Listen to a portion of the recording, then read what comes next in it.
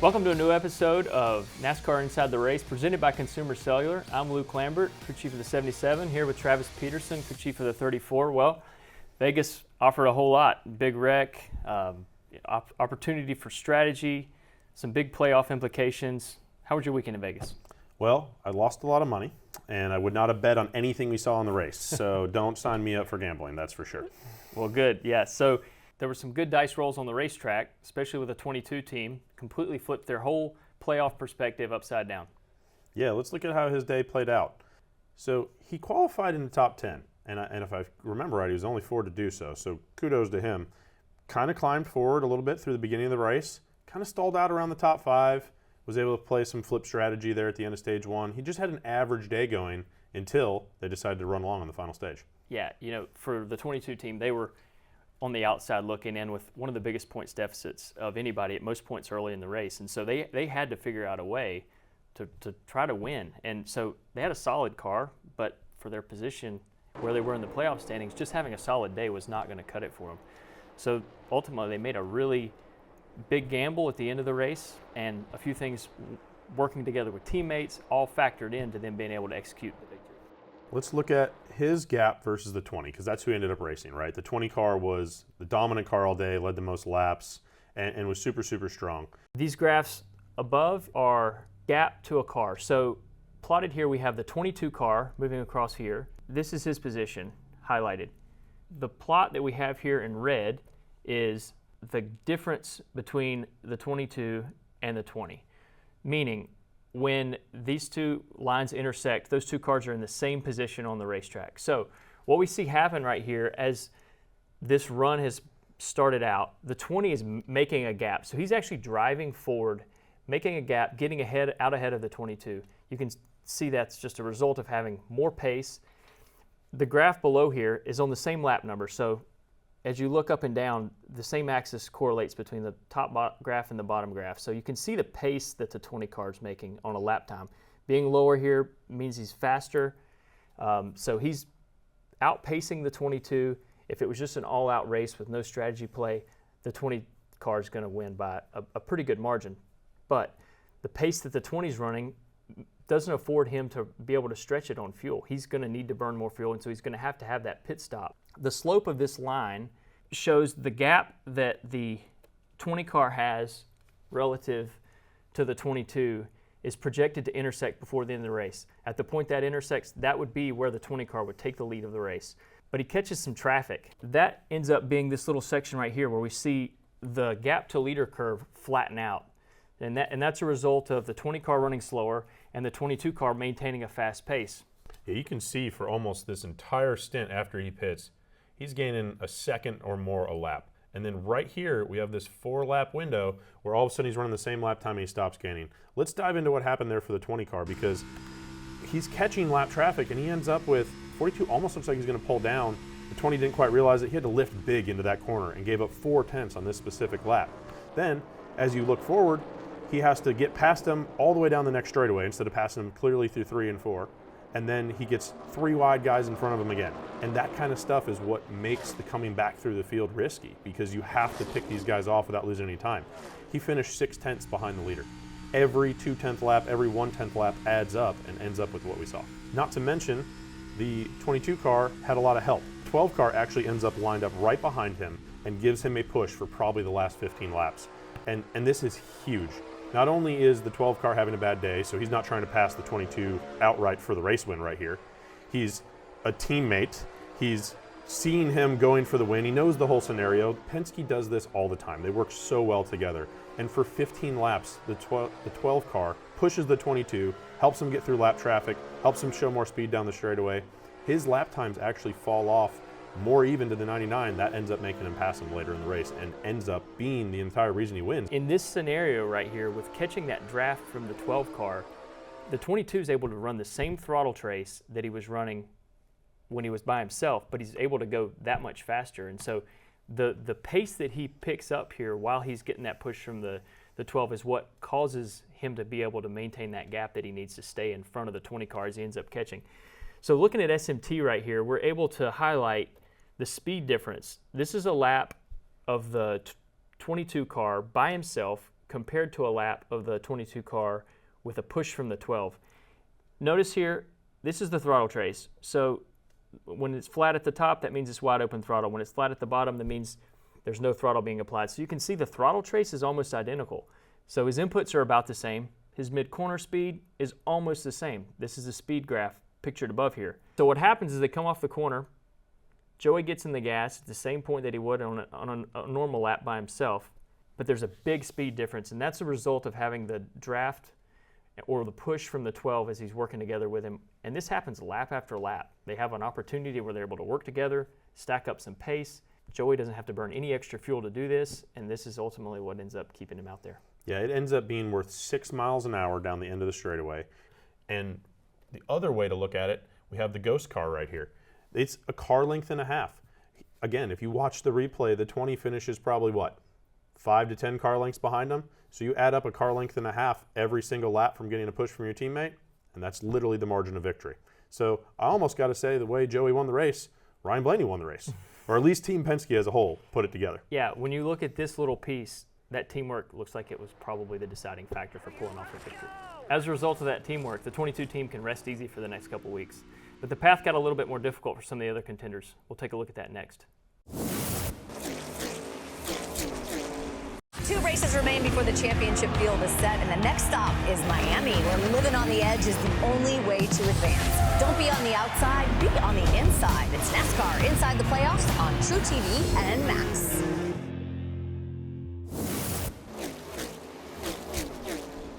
Well, the round of 8 is once again heightened pressure. We'll take a look at how that hit a few ways on Sunday. Yeah, I think we thought this round, we talked about it last week, might be a little more cookie cutter, a couple basic tracks, all the guys we thought run at the front, maybe not as much drama as the last few speedways and such, but we were far from that. We'll watch that first wreck right away and talk about what happened. So you got the 45 trying to make up ground on a restart right here. They had a really good start to the race. They won stage 1, super fast car. They're trying to get back through traffic. Some guys on alternate tire strategies right here and get caught up in a wreck.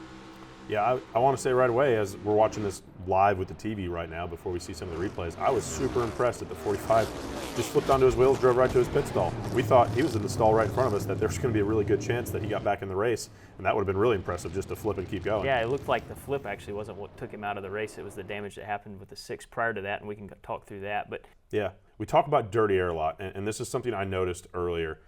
I really think that the way the air is moving over this 20 car and the wake the 19 car is in plays a huge factor in this. I think he gets tighter than expected because he's behind 2 cars right here. He washes up the track here. He's supposed to kind of follow down low down here, but unfortunately, he ends up kind of taking off up the track, and the problem is the 9 and the 45 are on the outside of him right there, so he really has nowhere to go. Hits the 9 car, then he bounces off the 45. We'll end up with kind of this pinball effect that starts the wreck. yeah, that closed the window that the 45 had there. You know, he's trying to process all the information in front of him. He sees that there's a hole. He's not really able to process what's going to happen with the dirty air in the 19 closing up the whole 3-wide top. Then 45, you know, I think off the initial bounce off the wall might have been okay, but this contact with the 6 right here, just direct hit to the left front suspension, and that ends up unfortunately being what takes him out. You can pretty much already see it, the left front tire kind of sticking out, wobbling around as we slowly play through this before he even gets airborne, which I will say, you know, Larry Mack talks about it on the radio all the time. He blames the grass for everything. He's sliding through the grass pretty good. It's when he hits the asphalt that it becomes a problem. So, you know, maybe there's a devil's advocate approach here somewhere. Yeah, but as you said, you know, what ended up ultimately taking him out of the race was the damage that happened prior to the rollover. And those suspension components that got broke are components that you're not able to change. So, you know, no matter how hard they wanted to get back in the race, their day's done. One thing that kind of got missed if you just watched it live on TV is that the 12 gets a significant amount of damage that impacts his day right here. Let's watch from his onboard. He almost makes it through right here. He's in a situation where he's just trying to throttle up to get through it. He sees there's trouble ahead. Doesn't quite have room to squeeze through. Gosh, you can barely tell it from that replay, but he just gets hit in the left rear and the right rear slaps the wall, ends up breaking both rear toe lengths. The 12 car actually spun out under yellow just trying to get to pit road because the rear tires are just wobbling around and they're doing nothing. He can't even hardly drive the thing. They fix the right rear thinking that's the problem, gets back out there, realizes the left rear is also broke. Really a lot for them to recover from as well. It's a great job. It's difficult to do that amount of work under the DVP clock, so hats off to them for getting back in the race. Yeah, and as we just looked at, this actually was part of how the race was won because he was then able to help his teammates. So crazy how some of those things factor in. The other big pressure cooker moment that, the playoffs and the intensity was the 5-car pit road issues. So let's kind of watch what happens here. Listen along on the radio as Cliff Daniels actually comes off the box and goes to do a duty behind the wall. Coming 5, looking left 3, turn in on the sign, 4 tires on the check.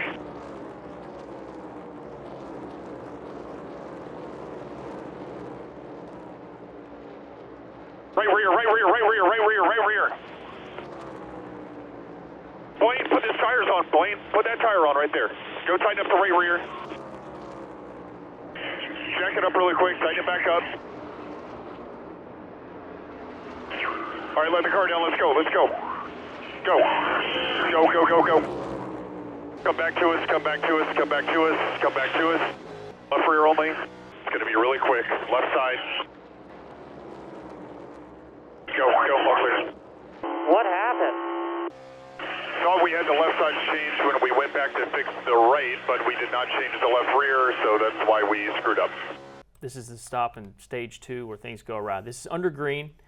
They come down, go to the right side. Everything's going normal somewhat, and then we see the changer leave and then the carrier look down and notice something wrong on the right rear. This sets the whole pit stop into somewhat of a catastrophe because now there's something wrong. Not everybody understands what's wrong. Cliff's in a position where he's trying to talk the team through it, but he's working off of limited information because of his perspective from the other side of the car. Ultimately, this is what ends up costing them so much time because they have to transition, change their choreography, move back around to the right side, and try to get everybody on the same page. Yeah, and I think we wanted to break down what happened here at the beginning and give some people some color here. So when they go to hang the right rear tire, he's a little bit late on the right rear getting back up to run the lug nut up, and the jackman just goes and drops the car.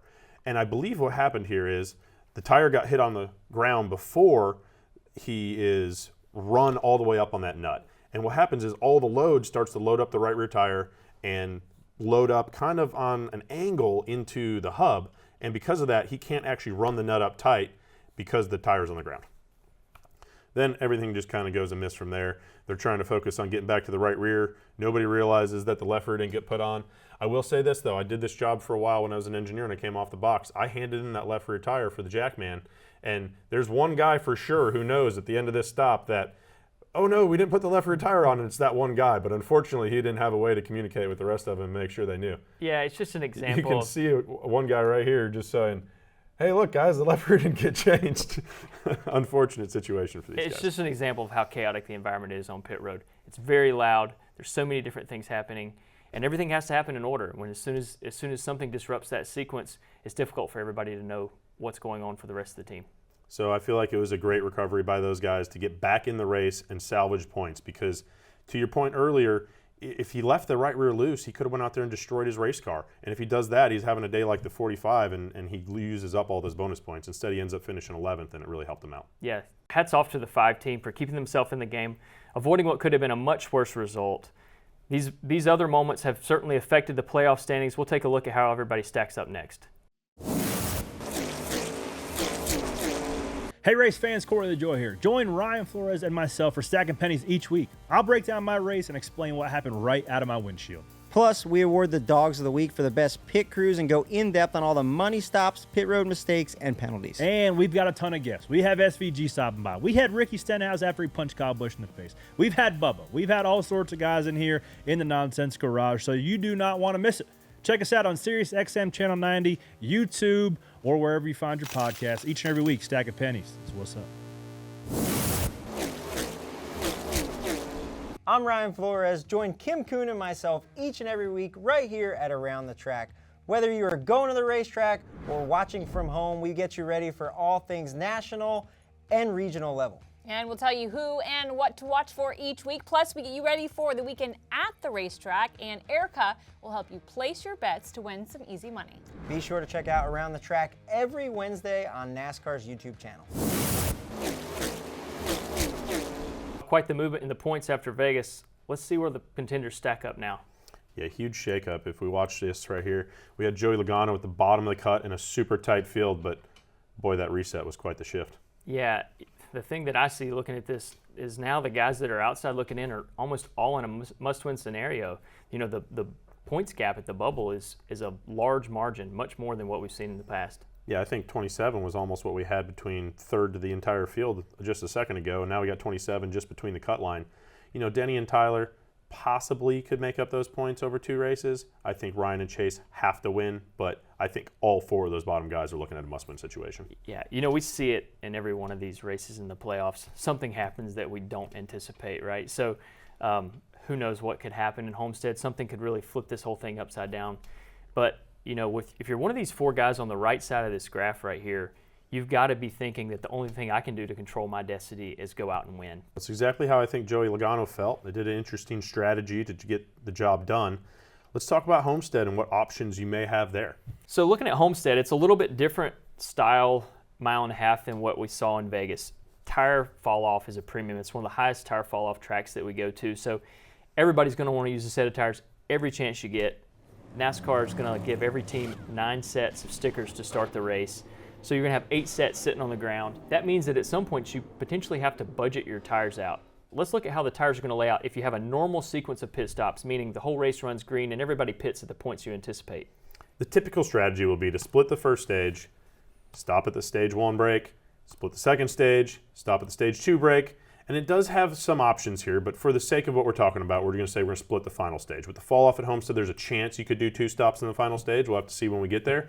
But right here, you're looking at 5 pit stops, which is going to mean 6 sets of tires. Yeah, let's throw the tires in and show where that's going to lay out. So if you look, we're going to use these tires. Then the tires that are at the bottom, those sets are going to be the ones that are laying in the pit stall with options to be used at different points. The 3 extra sets is not a lot of extra sets when you look at it, because if you get a caution in stage 1, stage 2, you're going to want to use a set of tires. So boom, say you end up using a set of tires in those early stages. Now you've only got 1 set to play with in the final stage. Yeah, you might want to be the guy who has a set lane for a late pit stop instead of being the guy who goes long at this race. So interesting to see how everybody will play out Homestead, see if we'll get any more cautions and craziness that could affect the strategy.